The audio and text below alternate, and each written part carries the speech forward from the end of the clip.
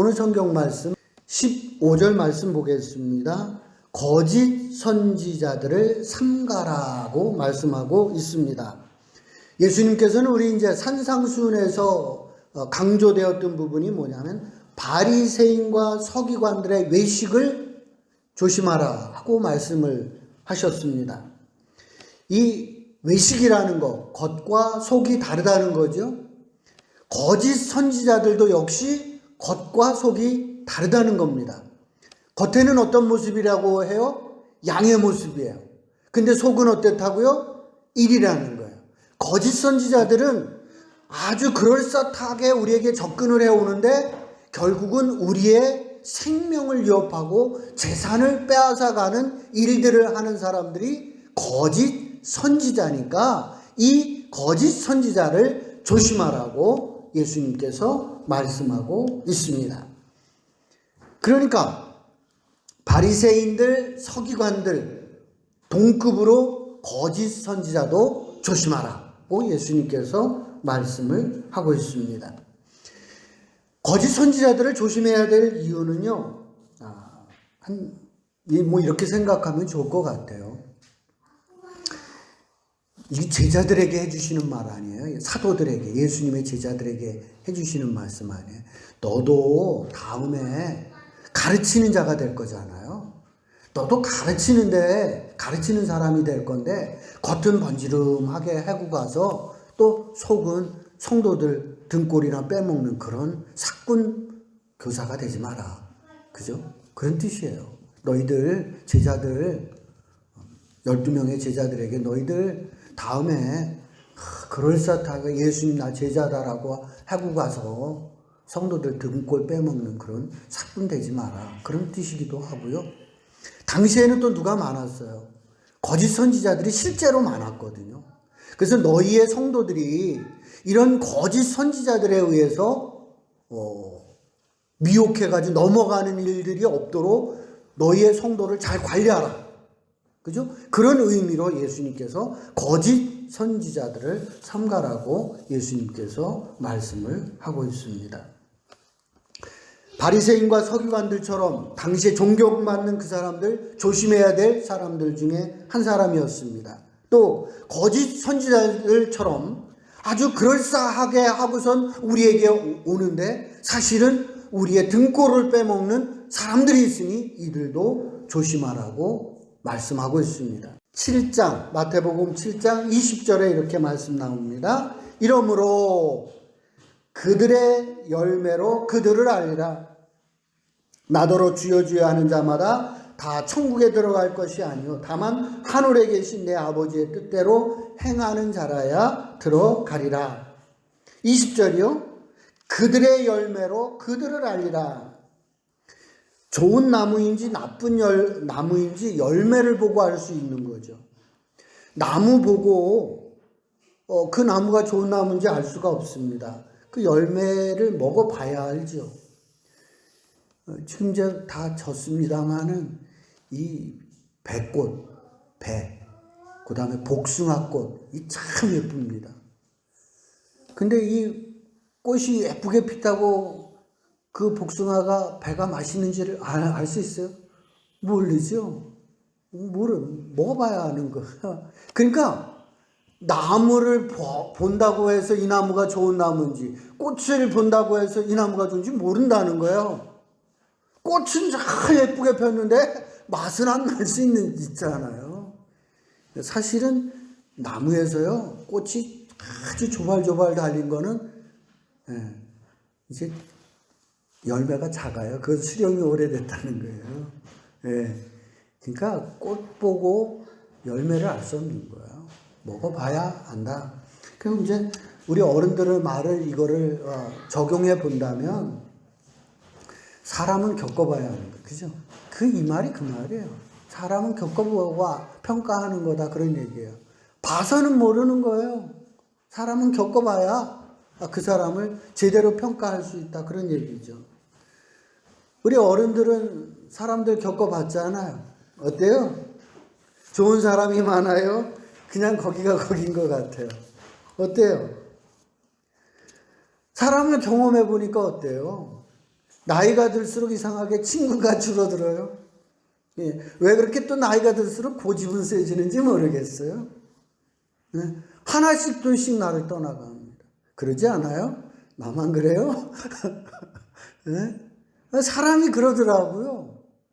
경험해 보니까 더 이상하게 측근들이 나이가 들으면 좀 인품도 생기고 좀 뭐도 있고 그래서 사람이 참 많이 모여야 되는데 나이가 들수록 한 사람씩 둘 사람씩 없고 이제 나만 혼자 남는 경우가 많이 보게 되는 현상 중에 하나라는 거죠.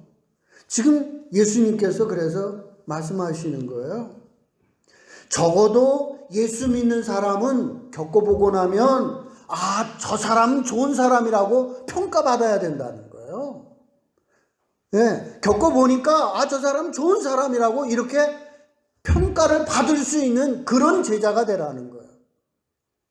경험해보니까 그냥 보기에 꽃이 피어가지고 이쁘다.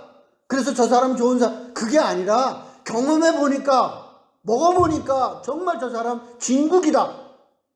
예수 믿는 저 사람, 저 교회, 목동교회 저 집사님 진짜 백이야. 아멘? 왜 또 아멘이 이렇게 또 작아? 아멘? 크게 이건 아멘 해야 돼. 다른 건 몰라도 이게 진짜 백이라니까. 이게 진짜라고. 진짜는 경험해보니까 저분은 진짜 정말 좋은 신앙인이야 라고 칭찬받을 수 있는 제자가 되시기를 주의 이름으로 축복을 드립니다. 21절 말씀이에요. 나더러 주여 주여 하는 자마다 천국에 들어갈 것이 아니요 다만 하늘에 계신 내 아버지의 뜻대로 행하는 자라야 들어가리라. 주여 주여. 우리 예수 믿는 분들 다 우리 그저 잘하잖아요. 주여 주여 삼천하겠습니다. 주여 우리 하잖아요. 예수님을 내가 믿습니다.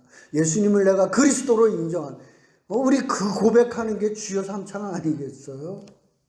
근데 그것으로 다 할 수 없다고 예수님 말씀하고 있어요. 주여 주여 한다고 천국에 들어가는 것이 아니라 내 아버지의 뜻대로 행하는 자라야 천국에 들어간다고 말씀하고 있습니다. 여기서 행한다는 거예요. 성경의 용어로 바꾸면 이거는 순종하는 말과 같은 말이에요. 행한다. 이게 순종이라는 단어가 뜻이 뭐예요? 순수히 따르는 거거든요. 행하는 거거든요. 지금 예수님의 이 말씀을 다시 바꾸면 순종하는 자, 믿고 순종하는 자가 어떻게 된다? 하나님 나라에 들어간다. 이렇게 해석이 가능한 말씀이 되겠습니다. 하나님의 나라는 어떤 사람이 들어가느냐? 예수를 믿고 예수님이 주신 말씀대로 행하는 자, 순종하는 자가 하나님 나라에 들어가게 되는 줄로 믿습니다. 오늘 우리들이 교회에서 하나 좀 잘못 가르치고 있었던 단어 중에 하나가 뭐냐면 믿음으로 구원받는다. 그 말은 맞아요.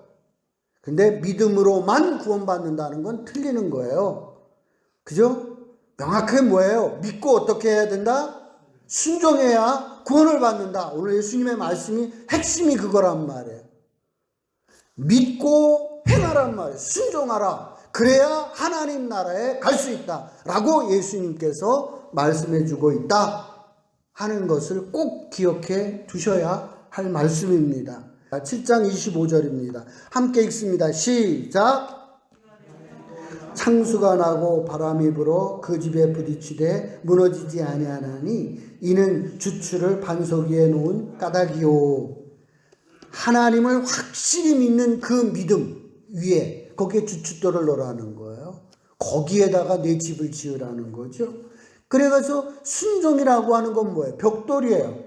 하나씩 둘씩 하나님의 말씀에 순종해 가지고 뭐를 지라는 거예요? 집을 지라는 거예요. 내 믿음을 주춧돌로 하고 거기에다가 한 가지씩 순종의 벽돌을 쌓아가지고 너의 집을 완성해 가라고 예수님께서 말씀을 하고 있습니다. 만약에 믿음이 흔들려고 집 전체가 흔들리는 거예요. 순종이 없어도 집이 완성되지 않는 겁니다. 그러니까 믿음과 순종을 통하여 여러분들이 온전한 어떠한 참수에도 흔들리지 않는 여러분의 신앙이 되기를 주님의 이름으로 축복을 드립니다. 적용입니다. 요한복음에 보면 15장에 보면 이런 말씀 나옵니다. 나는 포도나무요 내 아버지는 농부다. 그런 말씀 나오잖아요. 여러분 주보에 그림 몇 장을 제가 담아놨습니다. 주보로 한번 봐주십시오. 거기는 능금하고 홍로라고 하는 사과나무를 제가 올려놨습니다. 첫 번째 그림 그 가위로 자르잖아요. 그게 뭐냐면 능금입니다. 능금나무를 잘라요. 그리고 밑에 그림에 보면 사과나무를 접붙였어요. 홍로라고 하는 사과나무를 접붙인 겁니다. 그러면 어떤 열매가 열려요? 홍로라고 하는 사과가 열립니다. 근데 가끔 가다가 이 접붙인 게 떨어지게 돼요. 그러면 뭐가 열리겠어요? 밑에 있는 능금이 열려요. 네. 우리 교회 앞에도 능금나무가 있었잖아요. 그게 능금이에요. 접붙인 게 떨어지면 그렇게 되는 거예요. 네, 이런 거는 한 그루에 3,000원짜리예요. 그냥 시중에 나가가지고 사과나무를 모르는 사람들 이거 사과나무가 싸네? 라고 사온 거는 다 접붙인 게 떨어진 거. 그래서 3,000원짜리 싸구려 사오는 건 바로 이 나무라는 거예요. 아마 우리 교회 앞에 있었던 나무도 그런 나무 싸니까 사다가 심어서 그렇게 되지 않았는가 생각을 해봅니다. 우리 신앙이 뭐냐면요. 나라고 하는 거는 능금이에요. 나라고 하는 건 능금이에요. 능금도 나쁜 것만 있는 건 아니에요. 어려선 능금이 더 맛있어요. 시큼하거든요, 그거. 엄청 시잖아요. 어려선 왜 이렇게 신 걸 좋아하는지 몰라. 어려서는 사과하고 능금 있으면 능금 먹습니다. 아주 신 그거 먹죠. 근데 상품 가치는 없잖아요. 사과나무가 되기를 원한다면 이 능금에다가 사과나무가 딱 접붙어 있어야 돼요. 내가 예수님과 딱 접붙어 있어야 돼요.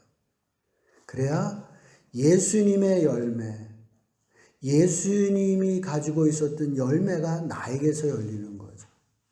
능금이 아니라, 분명히 나는 능금인데 나에게서 풍성한 이 사과, 홍로라고 하는 정말 맛있는 과일이 열리게 된다는 거죠.